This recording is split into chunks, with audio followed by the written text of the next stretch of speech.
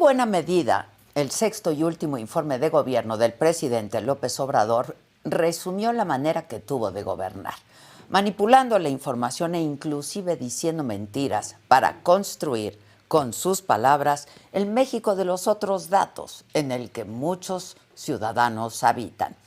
Esta nación inventada por el presidente desde sus conferencias mañaneras es muy extraña.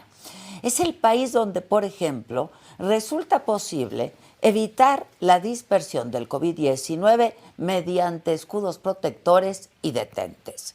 Es el México donde el presidente, por arte de magia, es una fuerza moral y no una fuerza de contagio.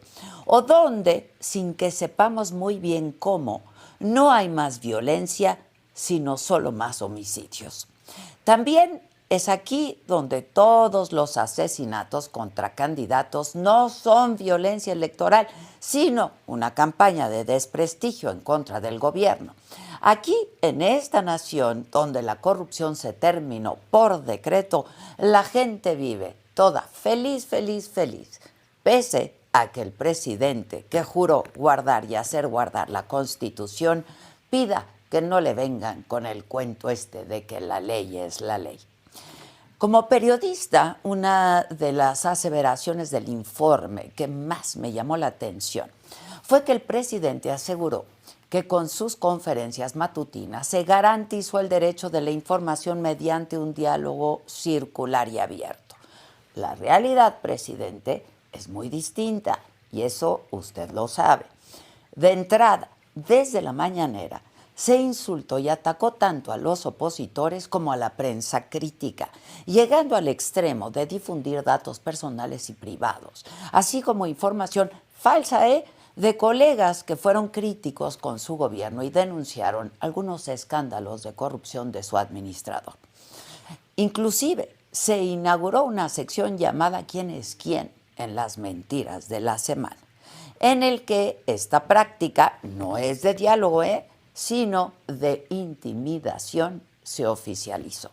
Además, de acuerdo con el INE y el Tribunal Electoral del Poder Judicial de la Federación, el presidente no solo utilizó las mañaneras para informar, sino que intervino de manera reiterada en el proceso electoral, violando la ley y los principios que juraba defender.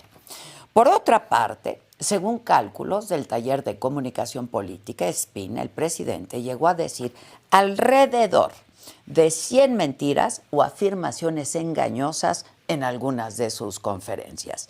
Pero esto es un juego de niños si se compara con la declaración hecha durante el mismo informe, en la que el presidente sostuvo que con la creación del IMSS Bienestar, México ya tiene el sistema de salud pública más eficaz en el mundo. No igual, sino mejor que el de Dinamarca. Cualquiera que haya tratado de hacer una cita o de visitar a un enfermo sabe que esto es falso. Pero aún así, aquí les van algunos datos incómodos que tal vez a usted, presidente, lo hagan repensar sus afirmaciones.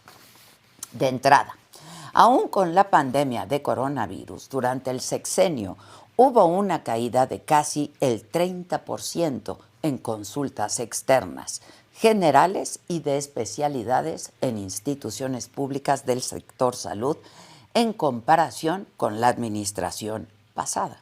Esto se vio acompañado de un aumento del gasto del 30% en salud que afectó sobre todo a los hogares con menos ingresos. Los datos del Coneval son contundentes. Con el cierre del Seguro Popular, 20.1 millones de mexicanos con carencias en el acceso a servicios en salud que había en el 2018 se pasó a 50.4 millones en el 2022.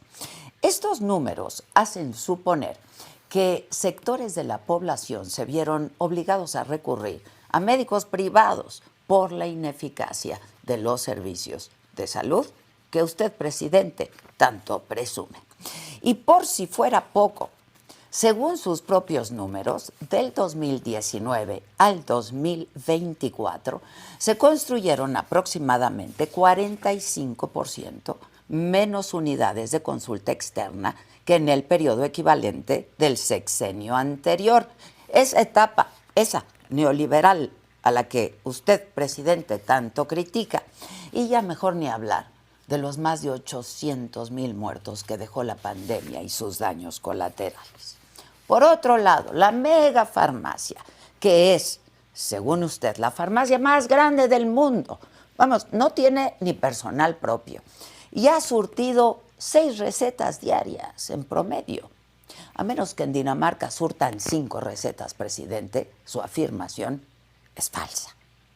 En materia de seguridad, usted, presidente, ha asegurado que se han bajado prácticamente todos los delitos y que el homicidio doloso disminuyó en un 18%. Sin embargo, si se compara el primer semestre del 2018 con el primer semestre del 2024, la reducción es 10% menor de lo que aseguró, es decir, de un 8%. Y además, el sexenio va a terminar con casi 200,000 homicidios acumulados. Esta es la cifra más alta de la que se tiene registro.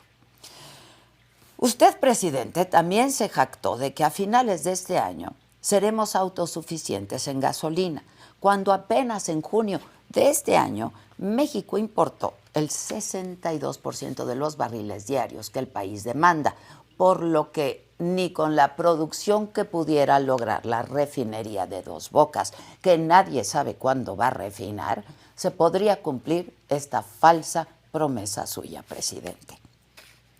Y así podríamos seguir debatiendo con los datos presentados, no solo en este último informe de gobierno, sino en prácticamente todas las mañaneras. El combate a la drogadicción, el aumento de las inversiones, el crecimiento económico, la excelencia educativa, la creación de empleos, entre muchos otros temas. Pero, pues vamos, ya no tiene mucho caso, ¿no? El sexenio está por terminar y con ello el imperio de los otros datos. Porque no importa que seamos de izquierda o derecha, simpatizantes o adversarios de la Cuarta Transformación. Para que las condiciones de vida del país puedan mejorar, es necesario que los gobernantes hagan un diagnóstico preciso, adecuado de nuestros problemas, que nos hablen con la verdad, que reconozcan sus errores y que dejen de propagar verdades a medias o mentiras ya de verdad descaradas. Porque cuando la falsedad se oficializa y se ataca de manera sistemática a los críticos, el discurso público ese se devalúa y quienes más lo padecen somos los ciudadanos mexicanos, los afectados de los desastres, los muertos de la pandemia, las víctimas de la violencia, es decir, todos aquellos que no alcanzaron a entrar al país de los otros datos y que no fueron cobijados por la fuerza moral del presidente. Yo soy Adela Micha.